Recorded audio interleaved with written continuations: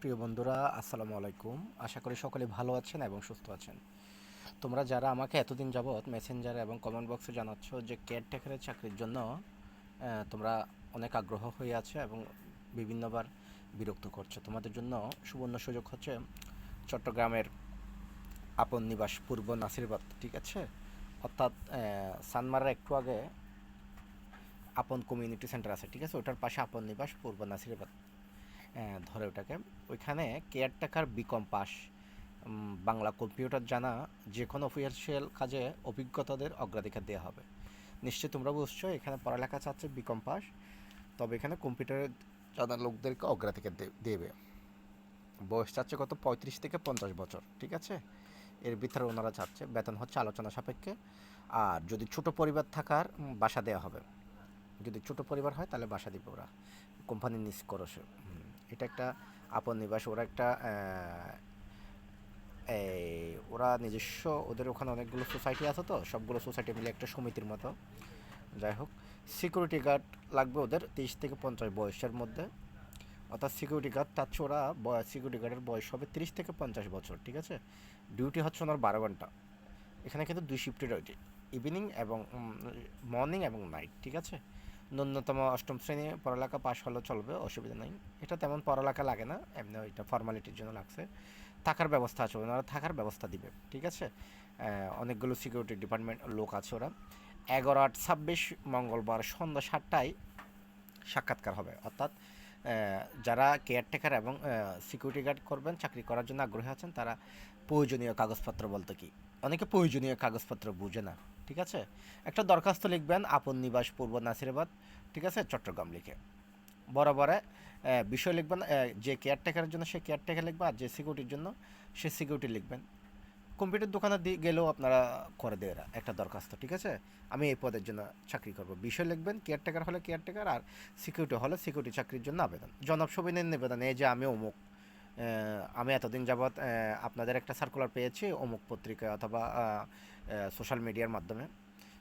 আমি এই চাকরি করার জন্য আগ্রহী, আমার অমুক অমুক অভিজ্ঞতা আছে পূর্বের, ঠিক আছে? বাস এটা লিখে, অতএব মহোদয়ের নিকট আকুল আবেদন, এই চাকরিটা হলে আমি আপনার প্রতি কৃতজ্ঞতা। সিম্পল জিনিস, এটা একটা ফর্মালিটি, আর কিছু না। অথবা কম্পিউটার দোকানে গেলে ওরা লিখে দিবে দরখাস্ত। এটার সাথে কী কী লাগবে অনেকে বোঝে না, প্রয়োজনীয় কাগজপত্র মানে বোঝে না। যেমন আপনার ভোটার আইডি কার্ডের ফটোকপি দিবেন, দুইটা ছবি দিবেন।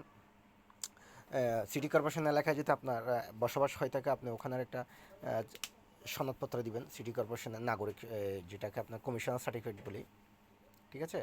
ছবি দিলেন। আর আপনার সার্টিফিকেট যদি পঞ্চম শ্রেণীর পাস সিকিউরিটির জন্য লাগে, তাহলে অষ্টম শ্রেণী পঞ্চম শ্রেণীর পাশে একটা ফটোকপি দিলেন। আর বিকম পাস যিনি, ওনাকে তার বলতে হচ্ছে, আপনি তো জানবেন। এর বাইরে অনেকে ঘাবড়িয়ে যায়, ঠিক আছে? আপনার এসএসসি অনার্স মাস্টার্স থাকলে এগুলো, তারপর কম্পিউটার কোনো স্কিল থাকলে এগুলো কাগজপত্র দিয়ে একটা খামে করে যাবেন ওই দিন। আপনার প্রয়োজনীয় কাগজ বলতে বলতে বলতে এটাই লেখাই, এটাই লেখাই। তবে পদের উপরে খামের উপর অবশ্যই পদের নামটা লিখবেন, পদের নাম অমুক, ঠিক আছে? যে যে পদে করবেন। এটা শুধু এইখানে না, সব জায়গায় সিস্টেমটা হচ্ছে এরকম। আর ফোন নাম্বার আছে, বা এর বাইরেও যদি বিস্তারিত কিছু জানার থাকে ফোনে কথা বলবেন। আর সবচেয়ে যদি আপনি করার মানসিকতা থাকে, আপনি 11 তারিখ সন্ধ্যা 7টায় ওখানে গিয়ে উপস্থিত হবেন। আপনাদের ইন্টারভিউ হবে, সব কিছু ডিটেলস জানতে পারবেন, বেতন, সুযোগ সুবিধা কী আসে বিষয় সব কিছু। আশা করি আমি আপনাদেরকে বোঝাতে পারছি। এর বাইরে না বুঝলে অবশ্যই কমেন্ট বক্সে করবা। মেসেঞ্জারে ভাই তোমরা কমেন্ট করিও না, আমাকে ট্যাক্স করিও না।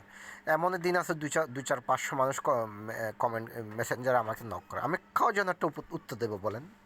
আর এমন উত্তর যে একজনের উত্তর আমি কমেন্ট বক্সে দিলে আরও 50 জন পেয়ে যাই। তো শুধু শুধু তোমরা মেসেঞ্জারে কমেন্ট করার দরকার কি? আমিও তো একটা মানুষ, আমারও তো একটা পার্সোনাল লাইফ আছে না? আমি এগুলো কন্টেন্টগুলো করি চাকরির জন্য, মানুষের উপকার করার জন্য তো করি, নিজের ক্ষতি করার জন্য তার করি না।